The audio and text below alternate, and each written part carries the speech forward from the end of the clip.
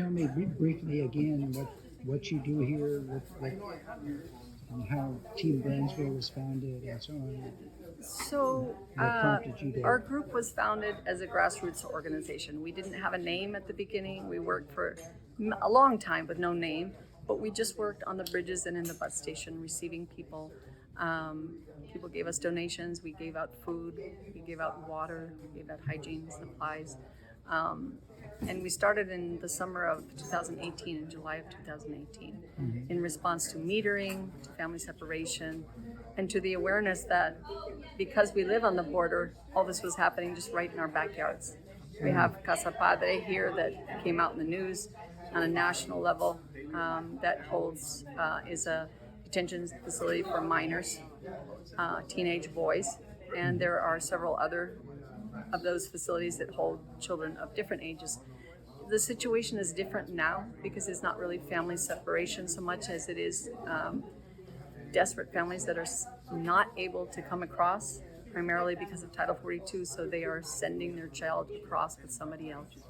Sometimes they're sending them across the river, sometimes they're having somebody walk with them to the bridge, knowing that that child will end up in a child detention facility because the Border Patrol will not allow children to go with a person that's not their relative, not their parent.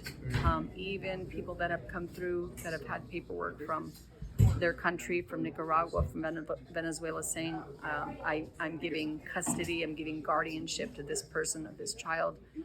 They generally do not regard that at all. And so they take that child away, and the child goes to what's called an ORR facility, which there are facilities all over the United States. And the child stays in that facility until they figure out whatever the next step is, like who is the legal guardian of that child. And sometimes that takes months or even years. There was a child that came through that had very, very severe disability. She came through with her uncle and from Honduras. And when she got here, that's exactly what they said. You can't enter the United States with this child. You don't have authorization, you don't have paperwork. And so she went to a facility actually in New York City. And I got a call from her grandmother probably close to a year later saying, I understand that you were the one that helped my son when he arrived at the border. I have just received my granddaughter and I don't know what to do with her. Because like I said, this child had very severe disabilities. And this was a grandmother that was living by herself in South Carolina, and then to suddenly have the responsibility of a child that needed 24/7 care. So the way that I was able to help her was I called the school district where she lived. And because I'm a special ed teacher, I kind of know the ins and outs of how to get a child into the system. So I called that district special ed department and I said, how do I refer a child for special education services? So we talked, they asked questions. I said, this is the child, this is the grandmother has her, how can you work with her? She doesn't speak English. And they did have a person there in their school district that spoke Spanish, so they were able to arrange the evaluation for the child. And so she did call me sometime later and said that she was grateful for the fact that I had been able to do that, and I was grateful that I was able to do it because sometimes you just don't know what to do. And I told her the school district will help you a lot. Your child will go to school on a bus. They will come to your door and pick her up, and they will take her to school, and they will do therapy with her in class. And I said, you will get help with her disabilities. And so that was what I could do. But day to day, we never know who's coming through, and we never know what situations, what special situations we're going to encounter. And an average week, do you have a sense of how many people come through here? And so right now we're getting between 400 and 500 people a day. 400 to 500 through the Welcoming Center, through the Brownsville, yes. But so the numbers have gone up as high as 600 and as low as below 100. If you were to look at the past year, you would see months where we had very low numbers, to all the way up to, like I said, 600. So we can't say in 1 year how it's going to go. Just up and down, up and down.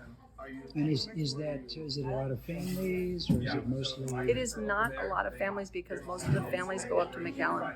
So Sister Norma made an arrangement with Border Patrol and with CBP that she would get all the families with children that were crossing. So for a long time, we got lots and lots of children, like right through Christmas of last year, right until January, and then in January it just all stopped. We just stopped getting any children. So when we started getting children back is when people started crossing with the Title 42 exemptions, and so those were families that were crossing, like the 2 families that you just saw come through right now. We actually hadn't seen babies or young children in a long time. And then over the last month or so, we've seen quite a few. And does it otherwise tend to be a lot of single men, or is it mostly? Yes, if you looked at the people that were brought by the Port Isabel Detention Center, by from Ursula, it's probably 80 to 90% men. Yeah, not that many men. And if you wanted to give a message to the federal government about immigration policy, what would you be saying to them? I would say that we need reform of our immigration policies, that we need to come up with a more humane system, a more transparent system, so that people who qualify for asylum know and can go through a system that's clear-cut, where they don't have to suffer so much on the way. They're not waiting for months. They're not. If you were to go over into Reynosa or even into Matamoros, you would see people living in very squalid conditions, and it's inhumane. And we believe in justice. We believe in fighting for justice for these folks, and we believe that there's got to be a better way. And then if you were going to give a message to the people of the rest of the United States about what's happening along the border, what would you be saying to them? I would say there's no invasion on the border. These are people that have suffered, that have come in seek of a legally defined process of asylum, and they're entering the country and they're getting paperwork from CBP and being released to go to their sponsors legally. And to call these people invaders is very unfair. If you hear their stories, if you talk to them, you'll know that they're not invaders, that they're just people that are fighting for their lives. They want a chance to live and to raise their children in peace and just a chance. Okay.